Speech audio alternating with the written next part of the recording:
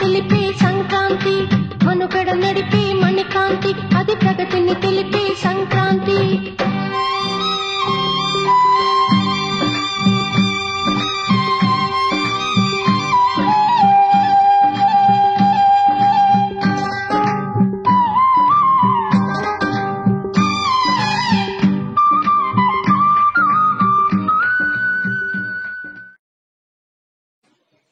ఓం శాంతి.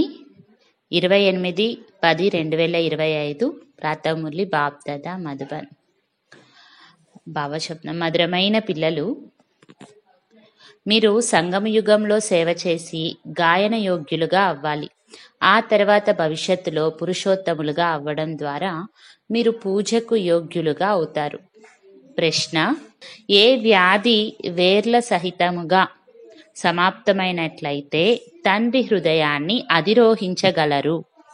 జవాబు: దేహాభిమానమనే వ్యాధి. ఈ దేహాభిమానం కారణంగానే వికారాలన్నీ మహారోగులుగా చేశాయి. ఈ దేహాభిమానము సమాప్తమైపోతే మీరు తండ్రి హృదయాన్ని అధిరోహించగలరు. సెకండ్ పాయింట్, హృదయాన్ని అధిరోహించాలంటే విశాల బుద్ధి కలవారిగా అవ్వండి. జ్ఞానచితిపై కూర్చోండి. ఆత్మిక సేవలో నిమగ్నం అవ్వండి. మరియు వాణిని నడిపించడంతో పాటుగా తండ్రిని మంచి రీతిలో స్మృతి చేయండి. పాట: మేలుకోండి ప్రేయసులారా, మేలుకోండి. ఓం శాంతి. మధురాతి మధురమైన ఆత్మిక పిల్లలు పాట విన్నారు. ఆత్మిక తండ్రి ఈ సాధారణ పాత తనువు యొక్క నోటి ద్వారా చెప్పారు.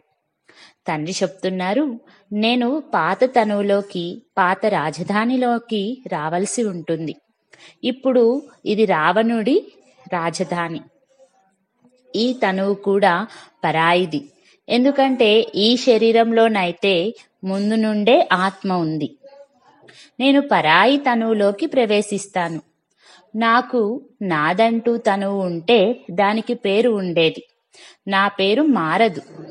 నన్ను శివబాబా అని అంటారు. పాటనైతే పిల్లలు రోజూ వింటారు. నవయుగం అనగా కొత్త ప్రపంచమైన సత్యుగం వచ్చింది. ఇప్పుడు మేలుకోండి అని ఎవరికి చెప్తున్నారు? ఆత్మలకు. ఎందుకంటే ఆత్మలు ఘోర అంధకారంలో నిద్రిస్తూ ఉన్నారు. వివేకం ఏ మాత్రమూ లేదు. తండ్రి గురించే తెలియదు. ఇప్పుడు తండ్రి మేలుకొలిపేందుకు వచ్చారు. ఇప్పుడు మీకు అనంతమైన తండ్రి గురించి తెలుసు. వారి ద్వారా కొత్త యుగములో అనంతమైన సుఖము లభించనున్నది. సత్యయుగాన్ని కొత్త యుగమని, కలియుగాన్ని పాత యుగమని అంటారు. విద్వాంసులు, పండితులు మొదలైన వారెవ్వరికీ తెలియదు. కొత్త యుగము మళ్ళీ పాతదిగా ఎలా అవుతుందని ఎవరినైనా అడిగితే ఎవ్వరూ చెప్పలేకపోతారు.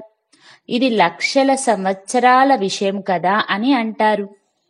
మనము కొత్త యుగం నుండి మళ్ళీ పాత యుగంలోకి ఎలా వచ్చాము, అనగా స్వర్గవాసుల నుండి నరకవాసులుగా ఎలా అయ్యాము అనేది ఇప్పుడు మీకు తెలుసు. మనుషులకైతే ఏమీ తెలియదు. ఎవరినైతే పూజిస్తున్నారో వారి జీవిత చరిత్ర గురించి కూడా తెలియదు. ఉదాహరణకు జగదంబను పూజిస్తారు, కానీ ఆ అంబ ఎవరు అనేది తెలియదు. అంబ అని వాస్తవానికి మాతలను అంటారు, కానీ పూజ అయితే ఒక్కరికే జరగాలి. శివబాబాకు కూడా ఒకటే అవ్యభిచారి స్మృతి చిహ్నము ఉంది. అంబ కూడా ఒక్కరే, కానీ జగదంబ గురించి తెలియదు. వీరు జగత్తుకు అంబ మరియు లక్ష్మి జగత్తుకు మహారాణి. జగత్తుకు అంబ ఎవరు మరియు జగత్తుకు మహారాణి ఎవరు అనేది మీకు తెలుసు. ఈ విషయాలను ఎప్పుడూ ఎవ్వరూ తెలుసుకోలేరు. లక్ష్మిని దేవి అని, జగదంబను బ్రాహ్మణి అని అంటారు. బ్రాహ్మణులు సంగమయుగంలోనే ఉంటారు. ఈ సంగమయుగం గురించి ఎవరికీ తెలియదు. ప్రజాపిత బ్రహ్మ ద్వారా కొత్త పురుషోత్తమ సృష్టి రచింపబడుతుంది. పురుషోత్తములు మీకు అక్కడ కనిపిస్తారు. ఈ సమయంలో బ్రాహ్మణులైన మీరు గాయన యోగ్యులుగా ఉన్నారు, సేవ చేస్తున్నారు. ఆ తర్వాత మీరు పూజకు యోగ్యులుగా అవుతారు. బ్రహ్మకు ఇన్ని భుజాలను చూపిస్తారు, మరి అంబకు ఎందుకు చూపించరు? ఆమెకు కూడా అందరూ పిల్లలే కదా. తల్లి తండ్రియే ప్రజాపిత అవుతారు. పిల్లలను ప్రజాపిత అని అనరు. లక్ష్మీనారాయణలను ఎప్పుడూ సత్యుగంలో జగత్పిత, జగన్మాత అని అనరు. ప్రజాపిత పేరు ప్రసిద్ధి చెందింది. జగత్పిత మరియు జగన్మాత ఒక్కరే, మిగిలిన వారంతా వారి పిల్లలు. అజ్మేర్లో ప్రజాపిత బ్రహ్మ మందిరంలోకి వెళ్తే వారిని బాబా తండ్రి అని అంటారు. ఎందుకంటే వారే ప్రజాపిత. హద్దులోని తండ్రులు పిల్లలకు జన్మనిస్తారు కనుక వారు హద్దులోని ప్రజాపితలు. వీరు అనంతమైన ప్రజాపిత. శివబాబా అయితే ఆత్మలందరికీ అనంతమైన తండ్రి. పిల్లలైన మీరు ఈ వ్యత్యాసాన్ని కూడా వ్రాయాలి. జగదంబ సరస్వతి ఒక్కరే. వారికి దుర్గా, కాళీ మొదలైన పేర్లు ఎన్ని పెట్టారు? అంబకు మరియు బాబాకు మీరందరూ పిల్లలు. వీరు రచన కదా. ప్రజాపిత బ్రహ్మకు కుమార్తె సరస్వతి, వారిని అంబ అని అంటారు. మిగిలిన వారంతా కుమారులు మరియు కుమార్తెలు. అందరూ దత్తత తీసుకోబడిన వారే. ఇంతమంది పిల్లలు ఎక్కడి నుండి రాగలరు? వీరంతా ముఖవంశావళి. నోటి ద్వారా స్త్రీని రచించారు కనుక ఆ తండ్రి రచయిత అయినట్లు. ఈమె నా వారు, నేను ఈమె ద్వారా పిల్లలకు జన్మనిచ్చాను అని లౌకిక తండ్రి అంటారు. ఇక్కడ వీరంతా దత్తత తీసుకోబడిన వారు. వీరంతా నోటి ద్వారా రచించబడిన ఈశ్వరీయ రచన. ఆత్మలైతే ముందు నుండే ఉన్నాయి. ఆత్మలను దత్తత తీసుకోవడం జరగదు. తండ్రి అంటున్నారు, ఆత్మలైన మీరు సదా నా పిల్లలు. ఇప్పుడు మళ్ళీ నేను వచ్చి ప్రజాపిత బ్రహ్మ ద్వారా పిల్లలను దత్తత తీసుకుంటాను. పిల్లలను అంటే ఆత్మలను దత్తత తీసుకోరు, కుమారులను మరియు కుమార్తెలను దత్తత తీసుకుంటారు. ఇవి కూడా అర్థం చేసుకోవాల్సిన చాలా సూక్ష్మమైన విషయాలు. ఈ విషయాలను అర్థం చేసుకోవడం ద్వారా మీరు ఈ లక్ష్మీనారాయణులుగా అవుతారు. వీరు ఇలా ఎలా తయారయ్యారు అనేది మనం అర్థం చేయించగలం. వీరు విశ్వానికి యజమానులుగా అయ్యారంటే అటువంటి కర్మలు ఏం చేశారు? మీరు ప్రదర్శని మొదలైన వాటిలో కూడా ఈ ప్రశ్నను అడగవచ్చు. వీరు ఆ స్వర్గ రాజధానిని ఎలా తీసుకున్నారు అనేది మీకు తెలుసు. మీలో కూడా ప్రతి ఒక్కరూ యథార్థ రీతిలో అర్థం చేయించలేరు.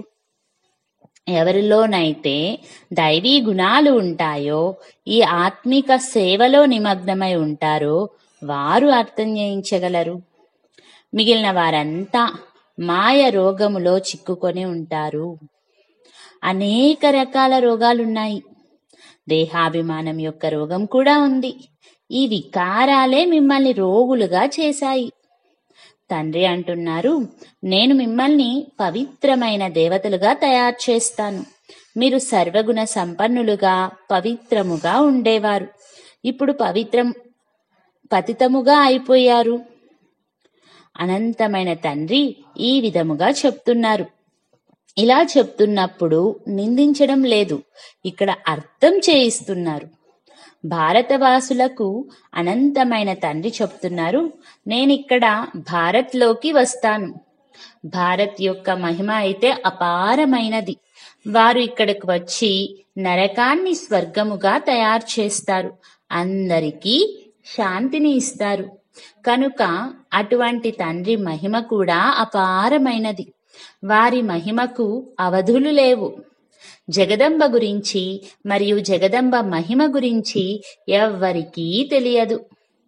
ఇది జగదంబ యొక్క జీవిత చరిత్ర, ఇది లక్ష్మి యొక్క జీవిత చరిత్ర అని వీరిరువురికి మధ్యన ఉన్న వ్యత్యాసాన్ని కూడా మీరు తెలియజేయవచ్చు. ఆ జగదంబయే తర్వాత లక్ష్మిగా అవుతారు. మళ్ళీ లక్ష్మియే 84 జన్మల తర్వాత జగదంబగా అవుతారు. చిత్రాలను కూడా వేర్వేరుగా ఉంచాలి. లక్ష్మికి కలశము లభించినట్లుగా చూపిస్తారు. కానీ లక్ష్మి సంగమయుగంలోకి ఎక్కడి నుండి వచ్చారు? వారు సత్యయుగంలో ఉండేవారు. ఈ విషయాలన్నిటినీ తండ్రి అర్థం చేయిస్తున్నారు. చిత్రాలు తయారు చేసేందుకు ఎవరైతే నిమిత్తమో వారు విచారసాగర మంథనము చేయాలి.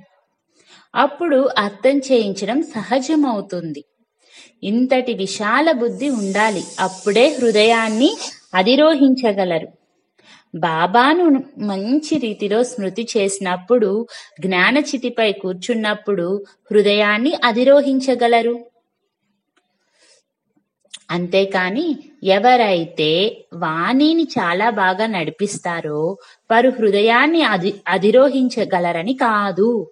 అలా కాదు.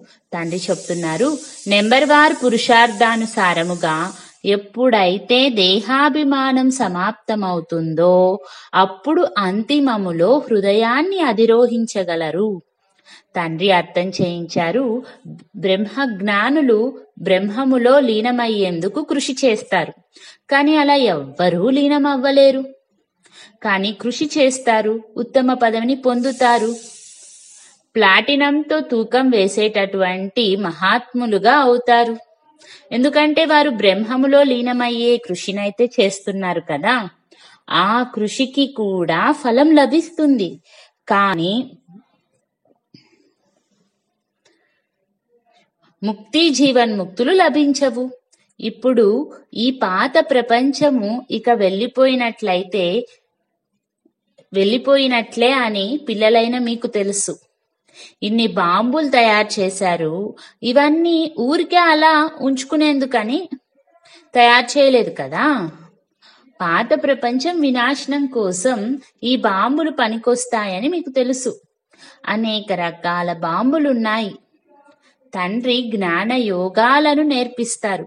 ఆ తర్వాత రాజరాజేశ్వరులుగా, డబల్ కిరీటధారులైన దేవీ దేవతలుగా అవుతారు. ఉన్నత పదవి ఏది? బ్రాహ్మణులు పిలక రూపంలో పైన ఉన్నారు. పిలక అన్నిటికన్నా పైన ఉంటుంది. ఇప్పుడు పిల్లలైన మిమ్మల్ని పత్తం నుండి పావనముగా చేసేందుకు తండ్రి వచ్చారు. తర్వాత మీరు కూడా పతిత పావనిగా అవుతారు. ఈ నశ ఉందా? మనం అందరినీ పావనంగా తయారు చేసి రాజరాజేశ్వరులుగా తయారు చేస్తున్నామా? నశ ఉన్నట్లయితే చాలా సంతోషంగా ఉంటారు. నేను ఎంతమందిని నా సమానంగా తయారు చేస్తున్నాను అని మీ హృదయాన్ని ప్రశ్నించుకోండి. ప్రజాపిత బ్రహ్మ మరియు జగదంబ ఇరువురు ఒకేలా ఉన్నారు. బ్రాహ్మణులను రచిస్తారు. శూద్రుల నుండి బ్రాహ్మణులుగా తయారయ్యే యుక్తిని తండ్రియే తెలియజేస్తారు. ఇది శాస్త్రాలలోనేమీ లేదు. వాస్తవానికి ఇది గీతాయుగము. మహాభారత యుద్ధం కూడా తప్పకుండా జరిగింది. రాజయోగాన్ని ఒక్కరికే నేర్పించి ఉంటారా? కానీ మనుషుల బుద్ధిలో అర్జునుడు మరియు కృష్ణుడు మాత్రమే ఉన్నారు. ఇక్కడైతే అనేక మంది చదువుకుంటున్నారు. ఎంత సాధారణముగా కూర్చొని ఉన్నారో చూడండి. చిన్నపిల్లలు అల్ఫ్ బే ఉర్దూ అక్షరాలు చదువుకుంటారు కదా. మీరు కూర్చున్నారు, మీకు కూడా అల్ఫ్ బే భగవంతుడు మరియు రాజ్యాధికార వారసత్వం గురించి చదివిస్తున్నారు. భగవంతుడు మరియు వారసత్వము. తండ్రి అంటున్నారు, నన్ను స్మృతి చేసినట్లయితే మీరు విశ్వానికి యజమానులుగా అవుతారు. ఎటువంటి ఆసురీ కర్మలు చేయకూడదు. దైవీ గుణాలను ధారణ చేయాలి. నాలో ఏ అవగుణాలు లేవు కదా అని చూసుకోవాలి. నిర్గుణుడినైన నాలో గుణాలేవీ లేవు అని అంటారు. ఇప్పుడు నిర్గుణ ఆశ్రమము అని కూడా ఉంది, కానీ అర్థమేమీ తెలియదు. నిర్గుణ అనగా నాలో ఏ గుణమూ లేదు. ఇప్పుడు గుణవంతులుగా చేయడం అనేది తండ్రి కర్తవ్యమే. తండ్రికి సంబంధించిన టైటిల్స్ యొక్క టోపీని స్వయముపై పెట్టేసుకున్నారు. తండ్రి ఎన్ని విషయాలను అర్థం చేయిస్తారు, డైరెక్షన్లను కూడా ఇస్తారు. జగదంబకు మరియు లక్ష్మికి మధ్యన ఉన్న వ్యత్యాసాన్ని చూపించండి. బ్రహ్మ సరస్వతులు సంగమయుగానికి చెందినవారు, లక్ష్మీనారాయణులు సత్యయుగానికి చెందినవారు. ఈ చిత్రాలు అర్థం చేయించడం కోసం ఉన్నాయి. సరస్వతి బ్రహ్మకు కుమార్తె. మనుషుల నుండి దేవతలుగా అయ్యేందుకు చదువుకుంటున్నారు. ఇప్పుడు మీరు బ్రాహ్మణులు. సత్యయుగి దేవతలు కూడా మనుషులే, కానీ వారిని దేవతలని అంటారు. వారిని మనుషులు అని అంటే వారిని అవమానపరిచినట్లు అవుతుంది. అందుకే వారిని దేవీ దేవతలు లేక భగవాన్ భగవతి అని అంటారు. ఒకవేళ రాజారాణులను భగవాన్ భగవతి అని అంటే మరి ప్రజలను కూడా అలా అనవలసి ఉంటుంది. అందుకే దేవీ దేవతలు అని అనడం జరుగుతుంది. త్రిమూర్తి చిత్రము కూడా ఉంది. సత్యయుగంలో చాలా కొద్ది మంది మనుషులే ఉంటారు. కలియుగంలో చాలా ఎక్కువ మంది మనుషులు ఉంటారు. ఇది ఎలా అర్థం చేయించాలి? దీనికోసం సృష్టి చక్రం చిత్రం కూడా తప్పకుండా కావాలి. ప్రదర్శనీలకు ఎంతో మందిని పిలుస్తారు. కస్టమ్స్ కలెక్టర్ కు అయితే ఎప్పుడు ఎవ్వరూ ఆహ్వానం ఇవ్వలేదు. ఇటువంటి ఆలోచనలు చేస్తూ ఉండాలి. ఇందులో చాలా విశాల బుద్ధి కావాలి. తండ్రిపై గౌరవం ఉంచాలి. హుస్సేన్ గుర్రాన్ని ఎంతగా అలంకరిస్తారు. గుర్రముపై కప్పే వస్త్రము ఎంత చిన్నదిగా ఉంటుంది, గుర్రము ఎంత పెద్దదిగా ఉంటుంది. ఆత్మ కూడా ఎంత చిన్నని బిందువు, దాని అలంకరణ ఎంత పెద్దది. ఇది అకాలమూర్తి యొక్క సింహాసనం కదా. సర్వవ్యాపి అన్న విషయాన్ని కూడా గీత నుండి తీసుకున్నారు. తండ్రి అంటున్నారు, నేను ఆత్మలకు రాజయోగాన్ని నేర్పిస్తాను, కావున సర్వవ్యాపిని ఎలా అవుతాను? తండ్రి, టీచర్, గురువు సర్వవ్యాపి ఎలా అవుతారు? తండ్రి అంటున్నారు, నేను అయితే మీకు తండ్రిని, అలాగే జ్ఞాన సాగరుడిని. మీకు అనంతమైన చరిత్ర, భౌగోళికాన్ని అర్థం చేసుకోవడం ద్వారా అనంతమైన రాజ్యము లభిస్తుంది. దైవీ గుణాలను కూడా ధారణ చేయాలి. మాయ ఒక్కసారిగా ముక్కు పట్టుకుంటుంది. అప్పుడు నడవడిక అశుద్ధముగా అయిపోతుంది. అప్పుడు ఇటువంటి పొరపాటు జరిగిపోయింది, మేము నల్ల ముఖం చేసుకున్నాము అని వ్రాస్తారు. ఇక్కడైతే పవిత్రత నేర్పించడం జరుగుతుంది. అయినా ఒకవేళ ఎవరైనా పడిపోతే అందులో తండ్రి ఏం చేయగలరు? ఇంట్లో పిల్లలెవరైనా అశుద్ధముగా అయితే నల్ల ముఖం చేసుకుంటే నీవు మరణించి ఉంటే మంచిదని తండ్రి అంటారు. అనంతమైన తండ్రికి డ్రామా గురించి తెలుసు. అయినా కానీ వారు కూడా ఇలా అంటారు కదా. మీరు ఇతరులకు శిక్షణను ఇచ్చి స్వయం పడిపోతే 1000 రెట్లు పాపం వస్తుంది. మాయ చెంప దెబ్బ వేసిందని అంటారు. మాయ ఎలా దెబ్బ వేస్తుందంటే ఒక్కసారిగా తెలివినే మాయం చేసేస్తుంది. తండ్రి అర్థం చేయిస్తూ ఉంటారు, కళ్ళు చాలా మోసం చేస్తాయి. ఎప్పుడూ కూడా ఎటువంటి వికర్మలు చేయకూడదు. తుఫానులైతే ఎన్నో వస్తాయి. ఎందుకంటే మీరు యుద్ధ మైదానంలో ఉన్నారు కదా. ఏం జరుగుతుందో కూడా తెలియదు. మాయ వెంటనే చెంపదెబ్బ వేస్తుంది. ఇప్పుడు మీరు ఎంత తెలివైన వారిగా అవుతున్నారు. ఆత్మయే తెలివైనదిగా అవుతుంది కదా. ఆత్మయే తెలివిహీనముగా ఉండేది. ఇప్పుడు తండ్రి తెలివైన వారిగా తయారు చేస్తున్నారు. చాలా మంది దేహాభిమానంలో ఉన్నారు. నేను ఒక ఆత్మను అని అర్థం చేసుకోరు. తండ్రి ఆత్మలైన మనల్ని చదివిస్తున్నారు. ఆత్మనైన నేను ఈ చెవుల ద్వారా వింటున్నాను. ఇప్పుడు తండ్రి చెప్తున్నారు, వికారాలకు సంబంధించిన విషయాలేవి ఈ చెవులతో వినకండి. తండ్రి మిమ్మల్ని విశ్వానికి యజమానులుగా తయారు చేస్తున్నారు. గమ్యము చాలా గొప్పది. మృత్యువు సమీపముగా వచ్చినప్పుడు మీకు భయం అనిపిస్తుంది. మనుషులు మరణించే సమయములో కూడా మిత్ర సంబంధికులు మొదలైన వారు భగవంతుని స్మృతి చేయండి, లేదా మీ గురువుని మొదలైన వారినైనా స్మృతి చేయండి అని చెప్తారు కదా. దేహదారులను స్మృతి చేయడం నేర్పిస్తారు. తండ్రి చెప్తున్నారు, నన్నొక్కరినే స్మృతి చేయండి. ఇది పిల్లలైన మీ బుద్ధిలో మాత్రమే ఉంది. తండ్రి ఆజ్ఞాపిస్తున్నారు, నన్నొక్కరినే స్మృతి చేయండి. దేహదారులను స్మృతి చేయకూడదు. తల్లిదండ్రులు కూడా దేహదారులే కదా. నేను అయితే విచిత్రుడిని, విదేహిని. వీరిలో కూర్చొని మీకు జ్ఞానాన్ని ఇస్తున్నాను.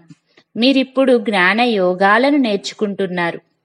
రాజరాజేశ్వరులుగా అయ్యేందుకు మేము జ్ఞానసాగరుడైన తండ్రి ద్వారా జ్ఞానాన్ని నేర్చుకుంటున్నామని మీరు అంటారు. జ్ఞానసాగరుడు జ్ఞానాన్ని కూడా నేర్పిస్తారు, రాజయోగాన్ని కూడా నేర్పిస్తారు. అచ్చా, మీటే మీటే సిక్కిలతే बच्चों प्रति मात पिता बाप दादा का याद प्यार और गुड मॉर्निंग. रूहानी बाप की रूहानी बच्चों को नमस्ते. हम रूहानी बच्चों की रूहानी मात पिता बाप दादा को याद प्यार गुड मॉर्निंग. नमस्ते नमस्ते नमस्ते. థ్యాంక్ యూ బాబా. ధారణ కొరకు ముఖ్య సారం. తెలివైన వారిగా అయి మాయా తుఫానులతో ఎప్పుడూ ఓడిపోకూడదు. కళ్ళు మోసగిస్తాయి, అందుకే స్వయాన్ని సంభాళించుకోవాలి. వికారి విషయాలేవి ఈ చెవులతో వినకూడదు. సెకండ్ పాయింట్, తమ హృదయాన్ని ప్రశ్నించుకోవాలి. నేను ఎంతమందిని నా సమానముగా తయారు చేస్తున్నాను? మాస్టర్ పతిత పావనిగా అయి అందరినీ పావనముగా, రాజరాజేశ్వరులుగా తయారు చేసే సేవను చేస్తున్నానా? నాలో ఏ అవగుణాలు లేవు కదా. దైవీ గుణాలను ఎంతవరకు ధారణ చేశాను?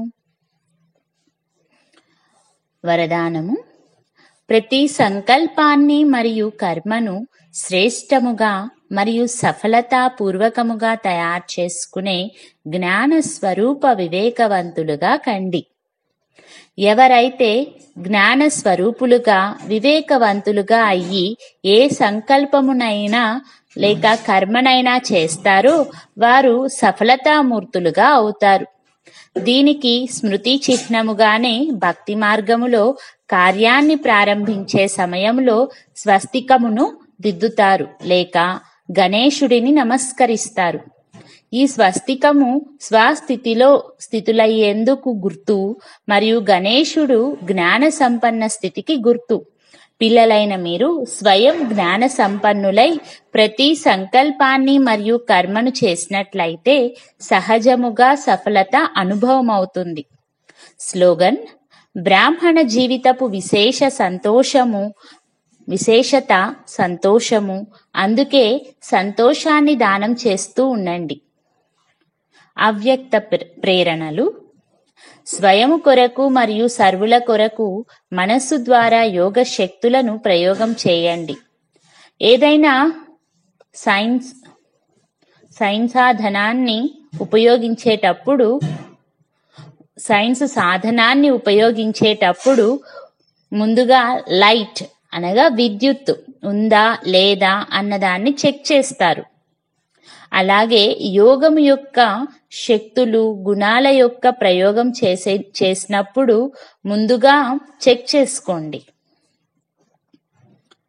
ముఖ్య ఆధారమైన ఆత్మిక శక్తి, పరమాత్మ శక్తి మరియు తేలికైన స్థితి ఉందా?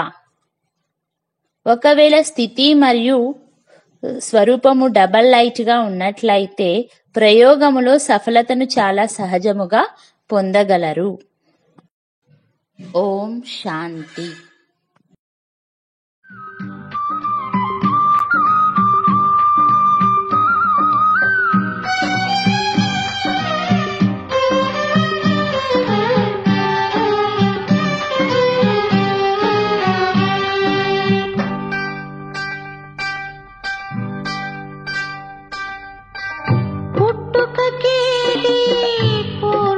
స్థితి మృత్యువుకేది ముందుగతి బ్రతుకు పయనం ఎప్పటిది శాశ్వత గమ్యం ఎటు ఉంది మధ్యనాగి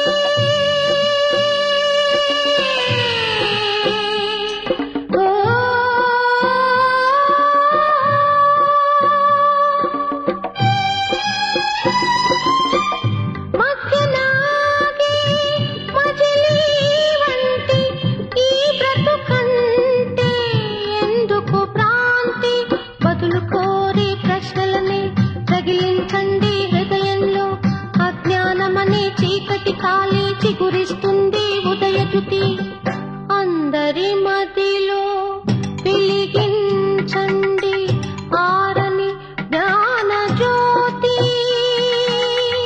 అందరి మధ్యలో కలిగించండి ఆత్మను చూసే ఆర్తి మనుగడ నడిపే మణికాంతి అది ప్రగతిని తెలిపే సంక్రాంతి మనుగడ నడిపే మణికాంతి అది ప్రగతిని తెలిపే సంక్రాంతి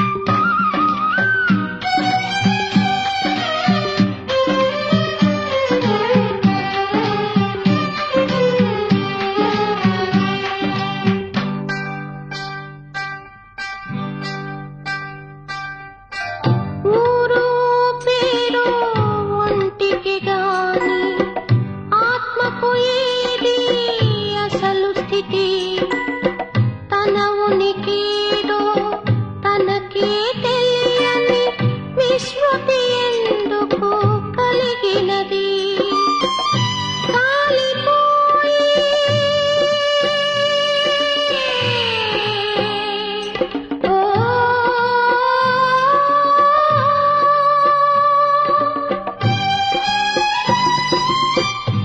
కాలిపోయి తనువే తానను తామసమూలం ఎక్కడిది జ్యోతి బిందువును ధ్యానించండి దివ్య పదం కనిపిస్తుంది నీడలు వీడి నిజమును చేరి జీవిస్తుంది చిరశాంతి అందరి మదిలో వెలిగించండి ఆరని జ్ఞాన జ్యోతి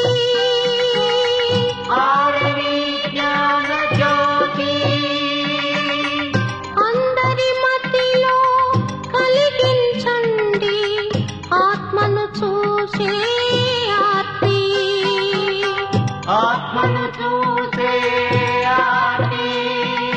మనుగడ నడిపే మణికాంతి అది ప్రగతిని తెలిపే సంక్రాంతి మనుగడ నడిపే